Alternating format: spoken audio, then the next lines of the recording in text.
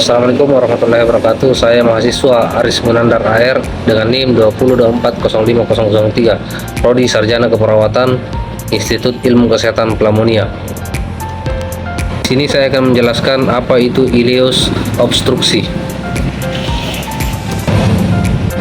Ileus obstruksi itu kondisi saat makanan, cairan, atau gas di usus tidak bisa lewat karena ada sumbatan di saluran pencernaan. Akibatnya, isi usus menumpuk di bagian sumbatan. Adapun anatomi sistem pencernaan yaitu rongga mulut. Rongga mulut mengandung dua organ penting dalam sistem pencernaan, yaitu gigi atau dentin dan lidah atau lingua. Yang kedua, faring atau tekak. Faring merupakan sambungan antara saluran udara dan saluran pencernaan. 3. Kerongkongan atau esofagus. Kerongkongan adalah tabung berotot sepanjang kurang lebih 25 cm yang memanjang dari rongga mulut ke lambung. Keempat, lambung atau ventriculus. Lambung merupakan bagian dari saluran pencernaan yang membesar, mampu menampung 1-2 liter makanan. Yang kelima, usus halus. Usus halus merupakan saluran pencernaan yang terletak antara lambung dan usus besar dengan panjang sekitar 6-8 meter. 6. Usus besar atau kolon. Usus besar terletak antara usus buntu dan rektum. Yang ketujuh, anus atau rektum adalah bagian terakhir dari saluran pencernaan adalah anus sepanjang kurang lebih 15 cm. Adapun fisiologinya, pencernaan makanan dimulai di mulut, lalu makanan masuk ke lambung untuk dicerna. Nutrisi kemudian diserap di usus halus. Sisa makanan yang tidak tercerna masuk ke usus besar untuk menyerap air dan membentuk feses. Setelah itu, feses disimpan di rektum dan dikeluarkan melalui anus. Adapun patofisiologi ileus obstruksi. Ileus obstruksi terjadi karena adanya sumbatan pada usus sehingga makanan, cairan, dan gas tidak dapat melewati usus secara normal. Akibatnya isi usus menumpuk di atas area sumbatan dan menyebabkan perut kembung. Penumpukan ini meningkatkan tekanan di dalam usus sehingga aliran darah ke dinding usus berkurang. Jika berlangsung lama, dapat terjadi iskemia atau kekurangan oksigen hingga nekrosis atau kematian jaringan usus. Adapun manifestasi klinis ileus obstruksi yaitu meliputi nyeri perut, kolik, atau hilang timbul akibat usus berusaha mendorong isi usus melewati sumbatan, mual dan muntah karena makanan dan cairan tidak dapat bergerak normal.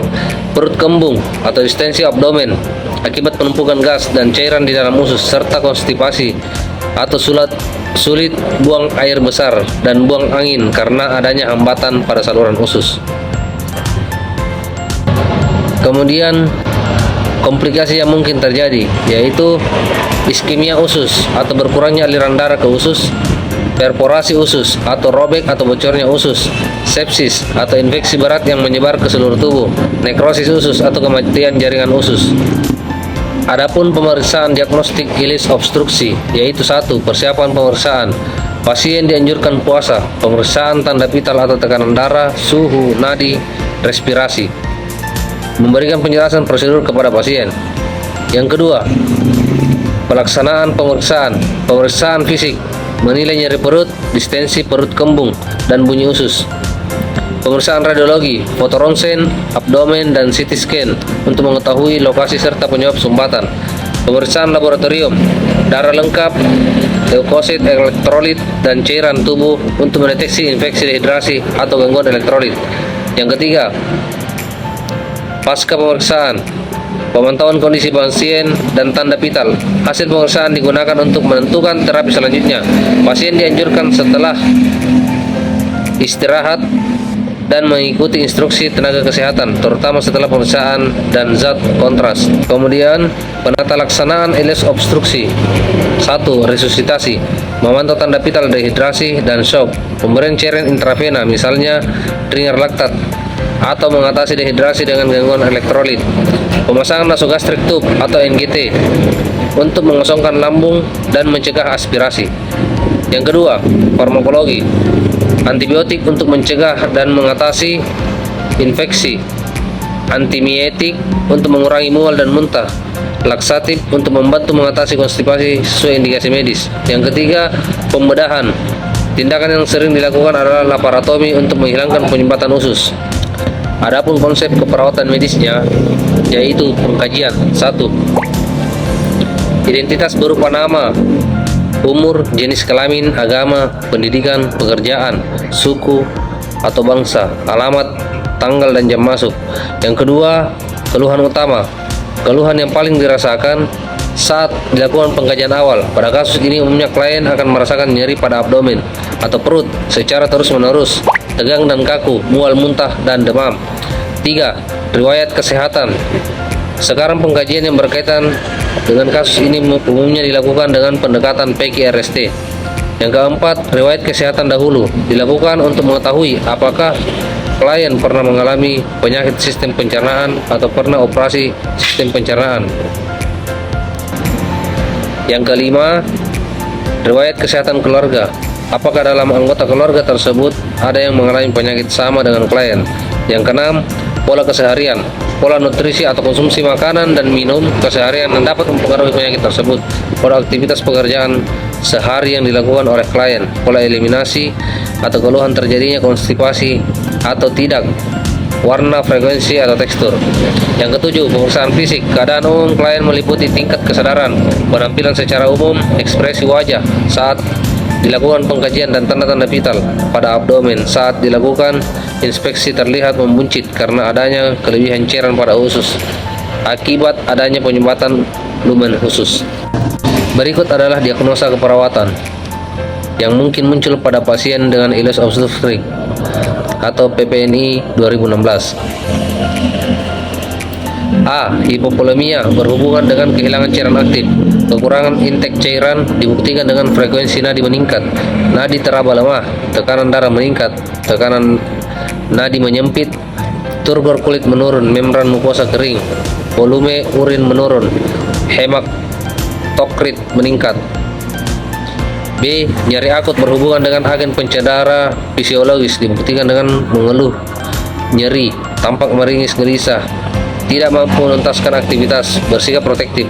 C. Defisit nutrisi berhubungan dengan ketidakmampuan mencerna makanan, ketidakmampuan mengabsorpsi makanan dibuktikan dengan berat badan menurun 10%, di bawah rentang ideal, nafsu makanan menurun, membran mukosa pucat.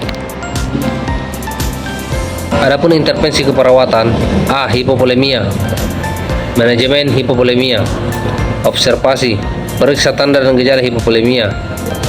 Misalnya frekuensi nadi meningkat, nadi teraba lemah, tekanan darah menurun, tekanan darah menyempit, nadi menyempit, turgor kulit menurun, membran mukosa kering, volume urin menurun, hematokrit meningkat, haus lemah. Adapun intervensi keperawatan. A. Hipovolemia, yaitu manajemen hipovolemia. B. Nyeri akut, yaitu manajemen nyeri. C. Defisit nutrisi, yaitu manajemen nutrisi.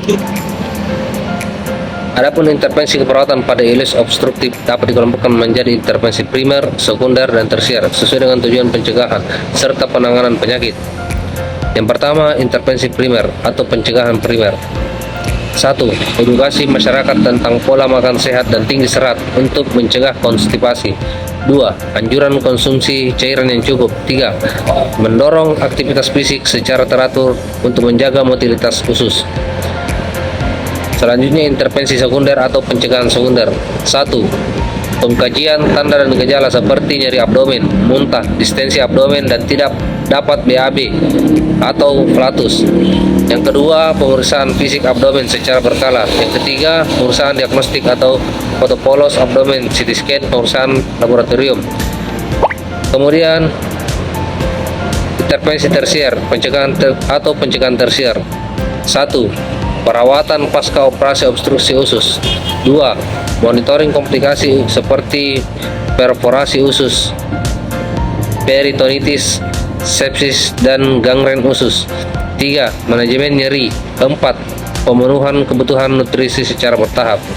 Adapun implementasi keperawatan yaitu A. Hipovolemia, di mana manajemen hipovolemia, observasi,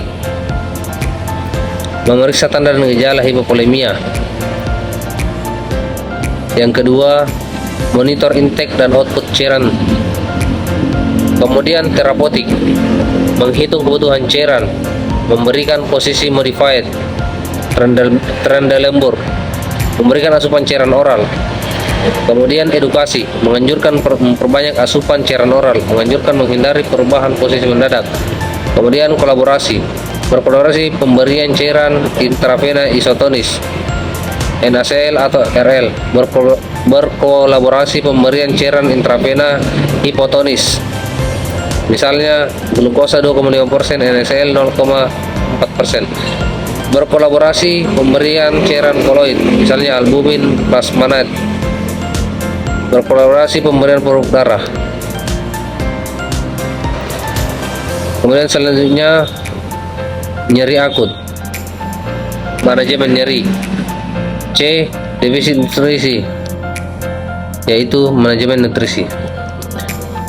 Adapun evaluasi, aspek sosial, evaluasi dilakukan terhadap kemampuan pasien berinteraksi dengan lingkungan sosialnya, meliputi 1.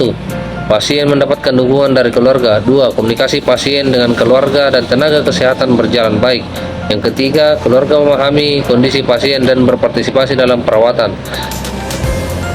Selanjutnya, aspek spiritual. Evaluasi dilakukan untuk menilai pemenuhan kebutuhan spiritual pasien, meliputi 1. Pasien dapat menjalankan ibadah sesuai keyakinannya. 2. Pasien merasa lebih tenang dan memiliki harapan terhadap kesembuhan. 3. Pasien mampu menerima kondisi yang dialaminya. 4. Aspek biologis. Evaluasi dilakukan untuk menilai perbaikan kondisi fisik pasien, meliputi 1. Nyeri abdomen berkurang atau hilang. 2. Distensi abdomen menurun. 3. Mual dan muntah berkurang atau tidak ada. 4. Bising usus kembali normal. 5. Pasien dapat flatus atau buang air besar. 6. Keseimbangan cairan dan elektrolit terjaga. Selanjutnya, aspek psikologis. Evaluasi dilakukan untuk mengetahui kondisi emosional pasien, meliputi 1. Tingkat kecemasan menurun. 2. Tingkat pasien tampak lebih tenang dan kooperatif. Yang ketiga, pasien mampu mengungkapkan perasaan dan kekhawatirannya. Demikian beberapa hal yang berkaitan dengan ileus obstruksi, semoga bisa dipahami dan dimaklumi. Terima kasih, sekian, wassalamualaikum warahmatullahi wabarakatuh.